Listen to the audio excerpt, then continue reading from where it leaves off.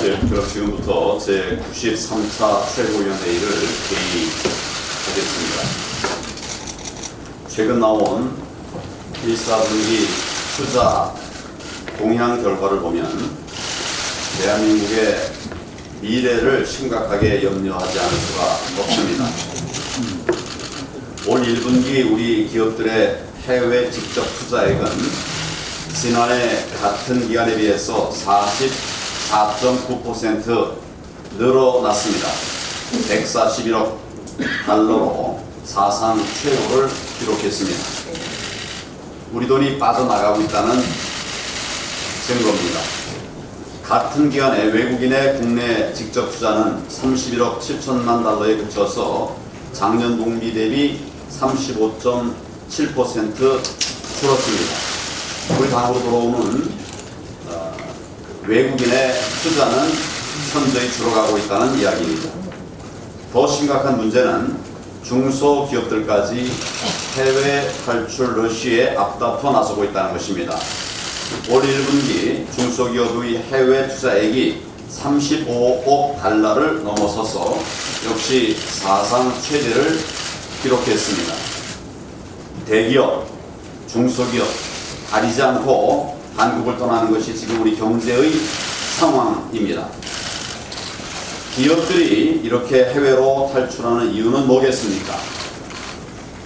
최저임금 과도하게 올리고 근로시간 대책 없이 줄이고 세금 인상에 사방의 규제까지 가려막혀 가고 있으니까 기업으로서는 정말 하고 싶어도 기업을 할 수 없는 그런 상황으로 내몰리고 있는 것입니다. 게다가 민노총을 비롯한 강성노조가 불법과 폭력을 밥 먹듯 하고 있는데도 정부는 노조 편만 들고 있습니다. 이렇게 되니 기업할 의욕이 있겠습니까? 현실에 맞지 않는 산업안전과 환경보호를 내세워서 있는 공장 문까지 닫게 만드니까 새 공장 지을 엄두도 낼 수가 없는 것입니다. 용인시의 네이버 데이터 센터 철회 사례에서 볼 수 있듯이 과학적 근거도 희박한 그런 괴담에 휘둘린 정치권 때문에 기업이 투자를 하고 싶어도 할 수 없는 그런 상황까지 몰리고 있는 것입니다. 결국 이 정권이 지금 멀쩡한 우리 기업들을 해외로 내쫓고 있는 것입니다. 이러니 어느 해외 자본이 한국에 투자를 하겠다고 하겠습니까? 기업들이 해외로 나가면 결국 그만큼 우리 일자리가 줄어드는 것입니다. 우리 경제의 펀더멘털이 붕괴되는 것입니다. 결국은 대한민국의 미래까지 무너지게 된다고 하는 우려가 정말 걱정이 아니기를 바랍니다. 지금 세계 각국은 나간 기업들도 다시 불러들이려고 법인세 낮추고 규제 풀어주고 노동시장을 혁신하고 있습니다.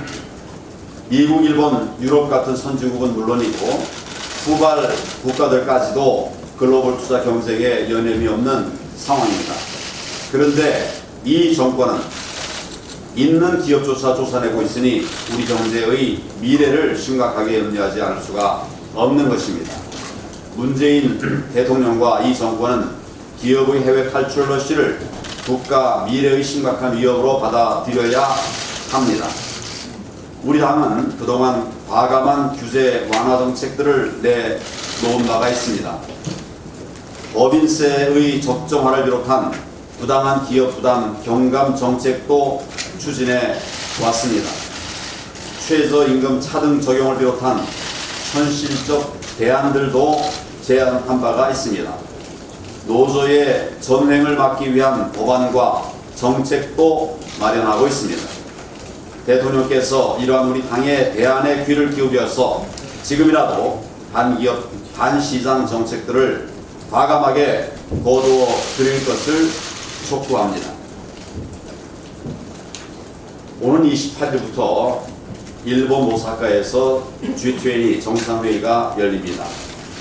미중 무역 갈등이 격화되고 있는 상황에서 각국의 외교 전쟁도 그 어느 때보다도 치열할 것으로 예상이 됩니다. 그런데 우리 외교 당국이 과연 얼마나 잘 준비하고 있는지 걱정하지 않을 수가 없는 상황입니다. 미국 트럼프 대통령은 G20 정상회의 직후에 방한한다고 합니다. 그나마 다행스러운 일입니다. 그렇지만 중국의 시진핑 주석과 일본 아베 총리와의 정상회담은 아직도 구체적인 회담 일정이 나오지 않고 있습니다.